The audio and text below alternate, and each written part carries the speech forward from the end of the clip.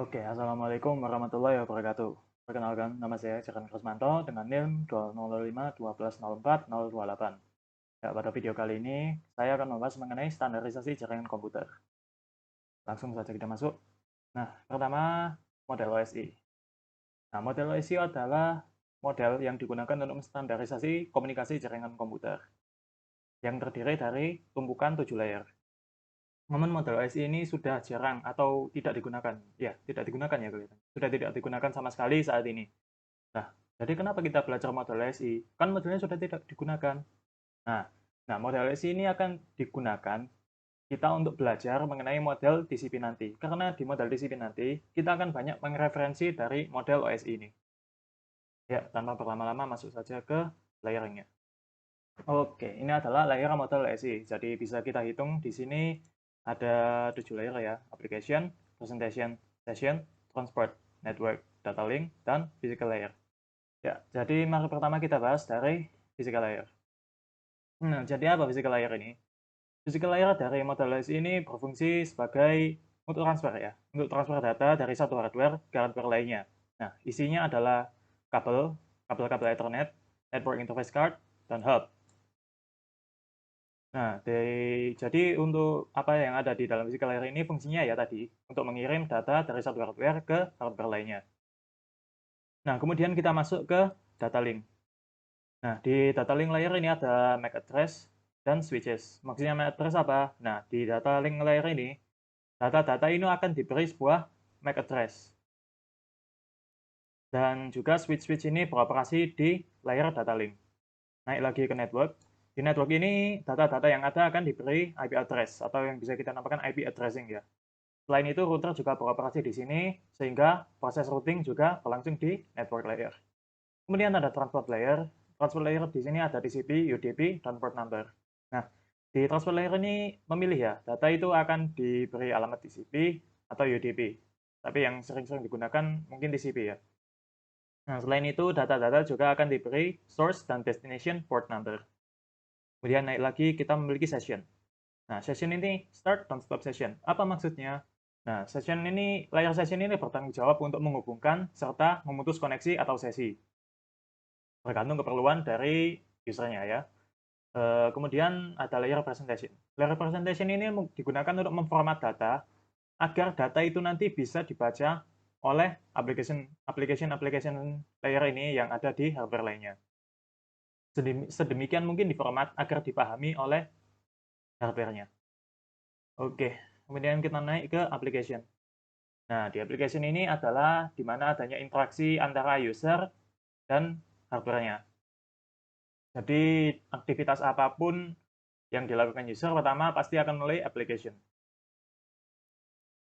Oke, selanjutnya kita masuk saja ke contoh model OS ini, contoh penggunaannya ya.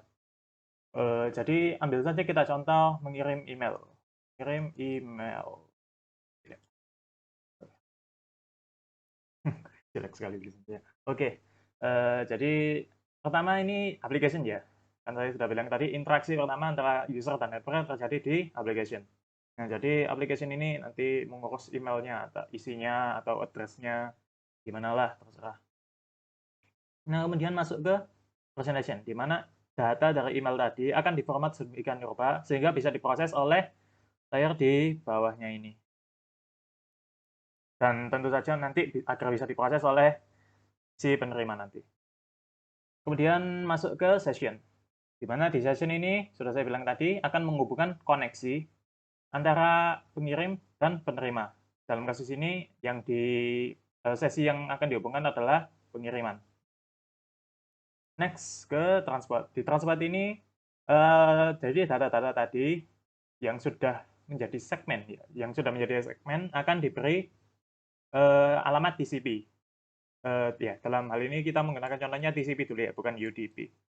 TCP. Oke, setelah diberi alamat TCP dan diberi destination dan source port number, masuk ke network, di mana di sini dilakukan IP addressing. Nah, di IP addressing serta operasi routing tadi. Setelah memiliki IP address, masuk ke data link. di mana data link ini nanti data kita akan diberi MAC address. Nah, setelah ke data link, turun ke physical layer, di mana nanti data akan dikirimkan ke hardware lainnya melalui kabel Ethernet atau apapun itu. Nah, dikirimkan ke hardware lainnya. Nah, bagaimana proses penerimaan emailnya kemudian? Sama dengan semua proses ini tadi, cuma jika mengirim tadi adalah dari atas ke bawah, maka proses penerimaan itu dilakukan dari bawah ke atas sebaliknya ya. Jadi diterima ke physical layer dulu, lalu MAC address-nya diterjemahkan oleh data link, IP address-nya diterjemahkan network, TCP-nya diterjemahkan transport, session penerima dimulai dan diputus, kemudian data diformat sedemikian rupa, di-decrypt ya. Kalau tadi pengiriman itu di-enkripsi. Nah, ini di-decrypt, dan akhirnya sampai ke layer application di mana ada interaksi antara hardware dengan user. Oke, nah sekarang troubleshooting. Troubleshooting ini jika biasanya kita mendengar-dengar ya, kita mendengar-dengar itu kalau kita sudah kerja di IT nanti, kalau membahas troubleshooting mengenai jaringan-jaringan, yang dimaksud pasti adalah model OSI ini. Nah, jadi troubleshooting atau pemeriksaan masalah dan perbaikan ini bisa terjadi di semua layer. Contohnya misalnya di layer bawah, paling bawah ya, di layer paling bawah ada physical layer. Physical layer tadi isinya ada kabel. Nah, misalnya kabelnya ini kabel Ethernet tadi tidak terhubung dengan hardware lainnya. Itu kan suatu masalah.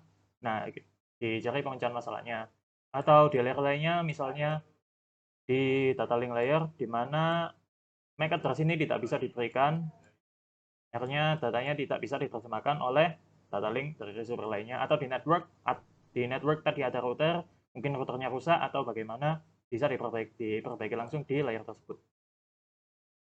Oke, selanjutnya setelah kita masuk ke setelah belajar model OSI tadi, kita masuk ke model TCP/IP.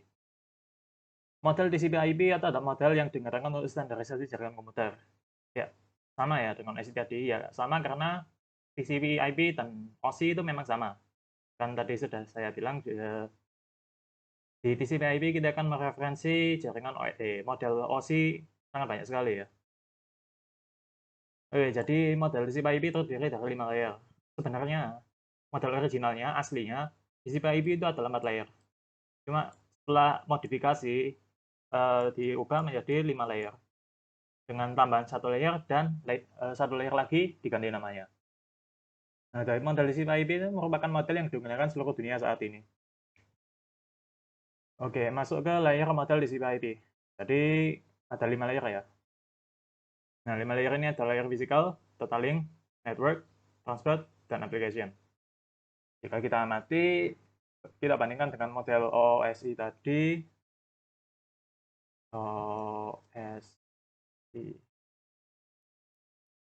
Nah, jadi layer application di TCP/IP ini merupakan sebenarnya gabungan dari application, presentation, dan session layer di OSI model. Nah, jadi apa isinya? Isinya sebenarnya kurang lebih sama.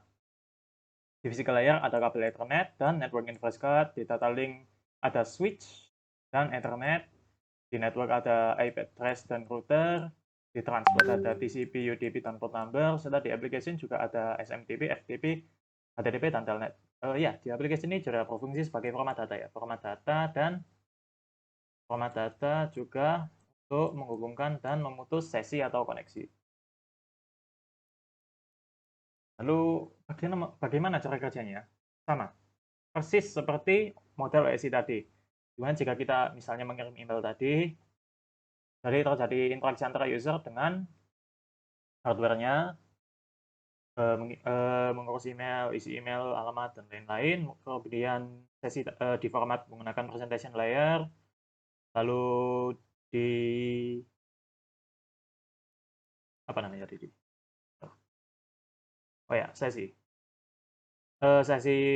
antara penerima dan pengirim dimulai, kemudian turun ke transport, diberi TCP atau UDP, di network diberi IP address, dan lain-lain, di data link diberi MAC address, dan lain-lain, di physical Datanya masuk ke hardware-nya, lalu dikirim ke hardware lainnya. Nah, jadi saat ini mari kita bahas lebih dalam ya. Oke. Oh, dimulai dari transport aja. Nah, jadi data itu sebenarnya beda-beda ya. Namanya berubah, kita panggilnya berubah. Jadi di saat di aplikasi ini data masih berubah disebut data. Nah, setelah kita turun ke transport ini, data itu sudah tidak berubah data lagi karena memiliki TCP address, maka kita sebut segmen. Nah, segmen jika turun ke network dan memiliki IP address, maka kita sebut paket. Paket. Nah, setelah ditalang dan diberi MAC address, tetap paket ya, tetap paket. Kemudian setelah masuk physical, dikirimlah langsung. Di paket itu nanti tiap paket dikirim dan terjadi proses yang sama, cuma diputar balikan. Jadi kalau aplikasi ini kalau mengirim dari atas ke bawah, maka si penerima akan memproses datanya dari bawah ke atas, bottom up. Oke. Ya, terima kasih atas perhatiannya. Kurang lebih itu yang dapat saya sampaikan. Assalamualaikum warahmatullahi wabarakatuh.